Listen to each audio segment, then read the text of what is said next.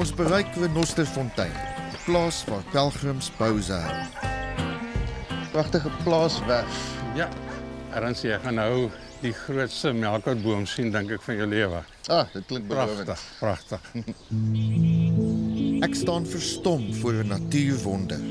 Hierdie wit melkoutboom is 9 meter hoog, 20 meter wyd en dek 314 vierkante meter. Frederik, jy was weg. Dit is nou maar 'n magtige wit melkoutboom hierdie. Ernst, ja, dis 'n unieke ruspunt.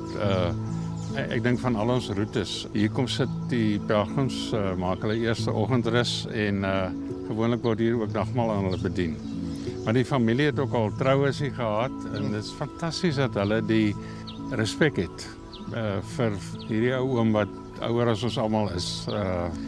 En mense dankbaar daarvoor. Ek sien hierdie ou oom is selfs 'n nasionale gedenkwaardigheid, so ek kry sommer op regeringsvlak ook respek. Ja, dit is vir ons belangrik by die roete dat ons lekker rustig by die natuur verbystap en dan respek toon vir waar daar respek getoon moet word.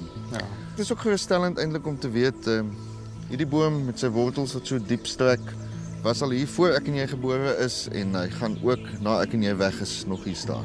Ja, dit gee mense 'n sin hoop, nee, dat daar goed is wat met al die gewoel in die wêreld duursaam is. Wat my ook hoop gee is die gedagte van 'n bietjie koffie op daai stoep. Man, praat jy nou? Kom ons gaan met die mense van die werf. Dit is reg.